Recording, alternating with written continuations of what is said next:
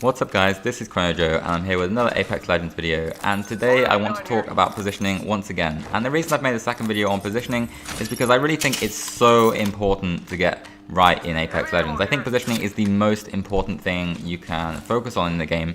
Obviously accuracy is important, but if you ask yourself when you die, if I was more accurate, would I survive that gunfight? The answer often is no. Like in many cases, your positioning and circumstances meant that regardless of how good you were, regardless of how accurate you were, you will die. And the funny thing about this is if you watch aimbots play on PC, you'll often see them die when people are spectating them, and it's because they're poorly positioned. Like even an aimbot can't do anything to rectify this scenario if they're outnumbered and in a poor position and they're getting shot on the side. It doesn't make a difference how good your aim is much of the time. Obviously, that's not to say aim isn't important. Aim is important, and it's something you can get better at. It's something that's important to get better at. But for the most part, everyone's aim is also fairly similar. So there's less of a inequality between players with their aim, but there is an incredible inequality between the positioning of one player and another. In many instances, one guy will be so poorly positioned that it's almost impossible for them to win a particular gunfight. So what I'll be doing here is talking through the gameplay, talking through what I'm doing, and also talking to you about like when I'm well positioned and when I'm poorly positioned. That fight there was a good example. If people are in the building, then landing on the building is always a good position. It gives you a lot of control because you can dip in and out of any doorway, any window, any little gap in the wall, and ultimately it forces that team to make a decision. Usually that decision is to climb onto the roof as well, and the thing there is that is also a vulnerable position for them because it means that they have to climb, and climbing leaves you vulnerable. So yeah, rooftops, generally a good position. The other thing about rooftops is they offer flexibility. So if you're being hit from the side, you can drop off the other side. They usually offer cover from both sides, so that is excellent.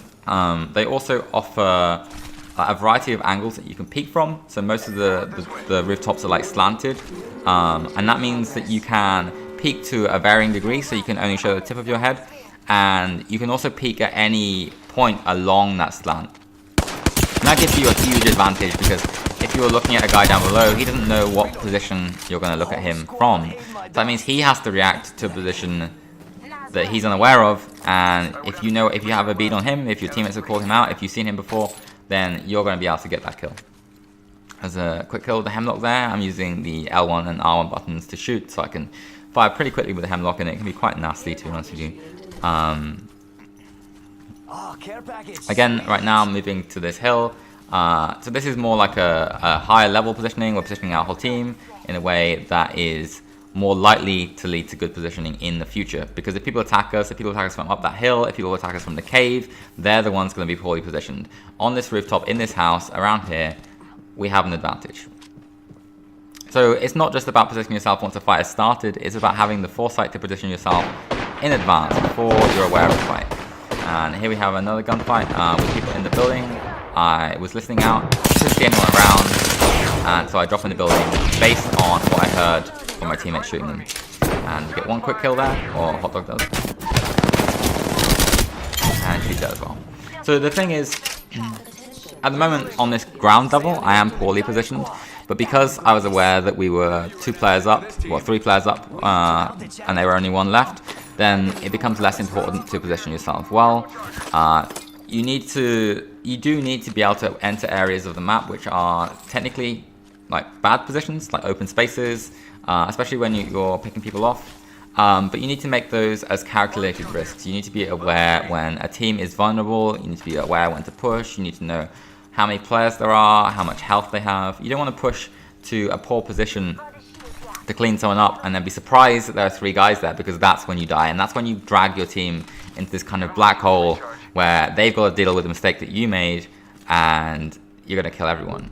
And I know some people say like, oh, just leave me behind, but it's not realistically something that's pleasant to do, and it still disadvantages your whole team to have 1 guy down for the whole game if you do choose to leave me behind. So there's that as well. Again, thinking about positioning here, I tend to always land on this rooftop. Because if there is someone down here, it gives you excellent positioning in this bridges area, And the reason for that is, again, because you can see this rooftop is slanted, right? So if there's people on the left side in the river, I can take the right side slant and I'll have cover. If they're on the left side in the buildings, I can take the left side slant. And again, it gives me the flexibility to pop at any angle across the bridge, meaning that I get that advantage when I'm choosing to aggress them. I don't get surprised by them, I surprise them, which gives me an advantage in every gunfight. So as you enter areas, move through these good positions, because you never know when a fight will break out, you never know when people will just appear in a building next to you, and you want to be positioned in advance. You want to be thinking about this all the time. One thing I should be doing more of is, if I am walking through an area that I know to be poor positioning, like where I am right now, I should be using Octane Stim more often, just to kind of minimize the amount of time I'm traveling through those areas. And here we don't see anyone. Decide to wait for the dropship, which makes sense. So I decided to scout with the balloon, and this is like a fairly common strategy. The balloon is fairly low risk. The longbow can threaten you on it, but realistically no one's going to kill you off the balloon unless you're vulnerable already. And by looping it over and over again, you can ensure that you get a position that's good at the start of the fight. So if guys appear down below, I can fly to the rooftop, I'm at a good position. I'm suddenly overlooking them and they're threatened. So by doing this, while I'm waiting for that dropship, it means I'm ready for whatever angle the opponents come at. There is the odd chance that someone will Kraber you on the balloon or something ridiculous like that, but it's never happened to me, and I think it doesn't happen that often. And obviously the balloon also lets you get on the dropship early, so that means that if people are, like, I don't think they are in this instance, but if they are waiting at a certain angle to get the drop on you and push the dropship, then you'll be there first, so you can take everything from the dropship and be ready for them. And again, it's all about that positioning. That means if people were on that dropship, they were pushing that dropship, I would be there already. And we'd hear them entering through the zip lines. Just messing around doing some climbing here. I'm pretty sure you can't climb that window, so I don't know what I was doing. But in any case, you can see an example of that positioning here. You can see that there are enemies coming down here, and I was able to get that by getting this angle in the dropship before anyone else. These guys are pushing the dropship, but they are late. So that means we've got an angle on them. They can't realistically push up here very easily. We deal some damage to the guy on the left. My teammate calls it out. He says his shields are broken.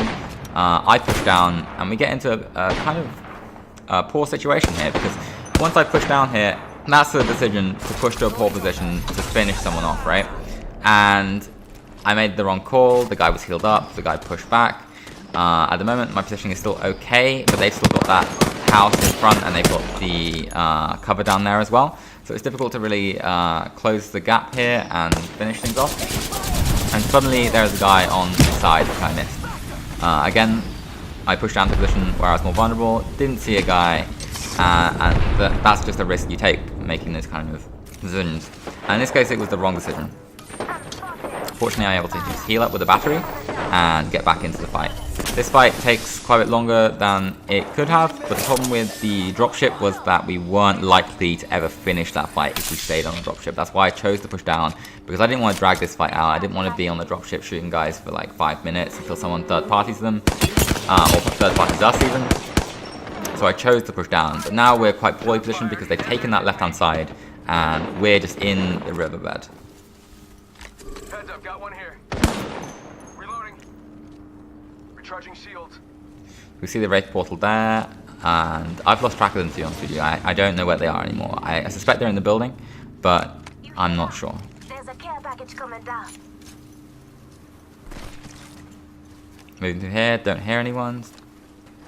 Should definitely be stopping to hear at every point that you can. I took that rock because it was the best cover that there was in front.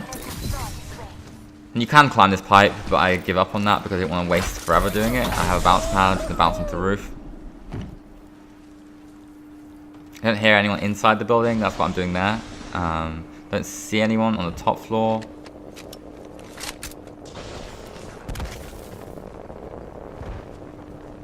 And then we kind of assume they must have run away.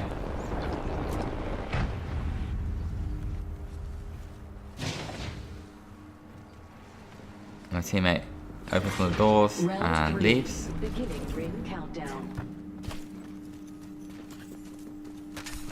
But then I think I hear someone behind me. And suspiciously, the door just closes itself. So I communicate my team, there's still guys over here, and we push back to the house. Obviously, this is a scenario where I'm fairly poorly positioned. You can jump to this ledge and grab it, but it's difficult. So I take the easier option, which is pushing this, and then drop it down. But my teammates got that guy anyway. That's the scenario where I was avoiding a bad angle, because pushing through the house on the ground floor is particularly poor. It's very easy for someone to watch over the stairwell and you just don't know what angle they're going to appear at. If you walk up that stairwell and you die, you didn't die because you were not accurate enough, you died because you were positioning. And we close out Wraith and finish the fight for a purple body shield.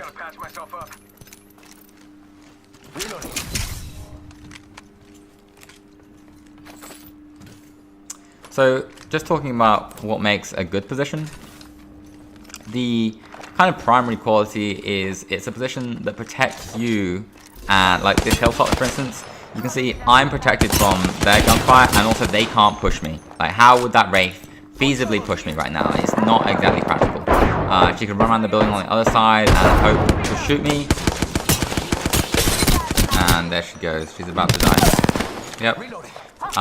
She put herself into a really terrible position there because she was at that rock and she had to either run backwards or forwards to either retreat or push on my position. She chose to move forwards, which obviously left her very exposed. If she moved backwards, she was also very exposed. As a Wraith, she could have phased, but that's not what she chose to do.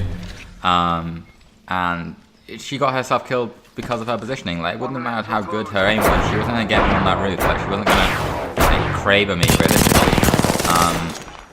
So she just left herself at any options because of her position. And again, playing these angles, playing this rooftop to get that position. Dropping down to try and protect my teammate here, and this is what I'm talking about, the black hole kind of effect. My teammate's in a bad position, I push down, and then suddenly I'm not in a position either. I'm looking at the Wraith, just down here as well. Back onto the rooftop.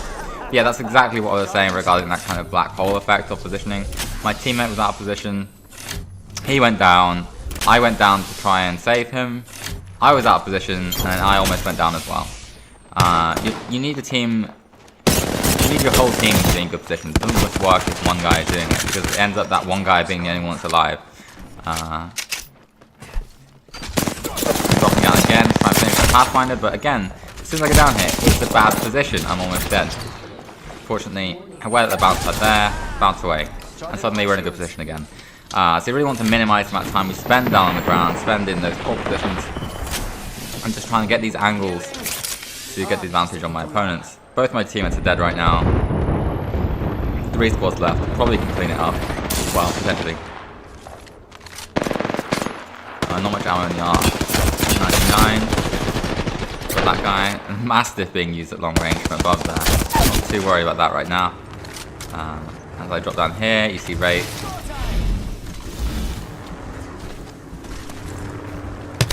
The Bloodhound that I shot earlier. And now that we know there's Wraith and someone else in the distance. And well, Wraith, someone else, and another player on the opposing team. So again, at the moment we're just focusing on getting a better position. Getting onto this rooftop. Which is a strong position, and from here we're going to move to an even better position, which is to this fight. Because this gives us a sight line on the enemies down in the river.